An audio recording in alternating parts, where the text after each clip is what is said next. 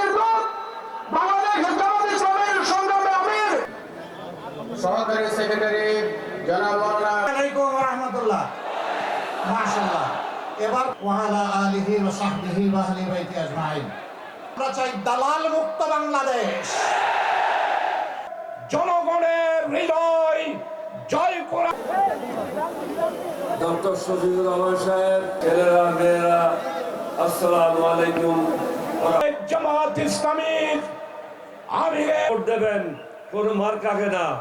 11 দলীয় জোটে নেতৃবৃন্দ এখন তথা বিশ্বের মানবিক নেতা হিসাবে দাঁড়িপাল্লা মাশাআল্লাহ। ওইদিকে তাকান, জনগণের দিকে। দাঁড়িপাল্লা ক্ষমতা না জনতা, ইনকিলাব তাকবীর।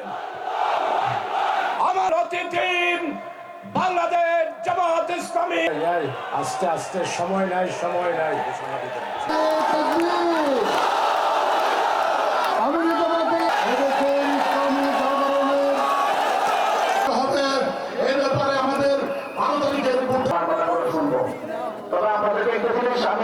জনমতের পক্ষে আজকে জনমত হারিয়ে নির্বাচন হবে, সেই নির্বাচনের জন্য মাধ্যমে এই বাংলার বুক থেকে ফেলেন জনাব অ্যাডভোকেট ফরিদউদ্দিন মহন্ত হোসেন, বাংলাদেশ জামাত ইসলামীর 13 তারিখ দেখা হবে সকাল সন্ধ্যে।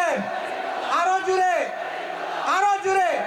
ডক্টর ওমর ফারুকের পক্ষে ডক্টর অলি আহমদ বীর বিক্রম।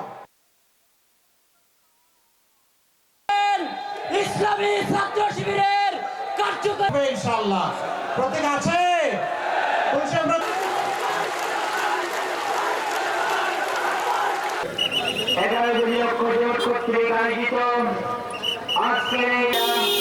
আলহামদুলিল্লাহ রাব্বিল আলামিন ওয়াস সালাতু ওয়াস সালামু আলা আশরাফিল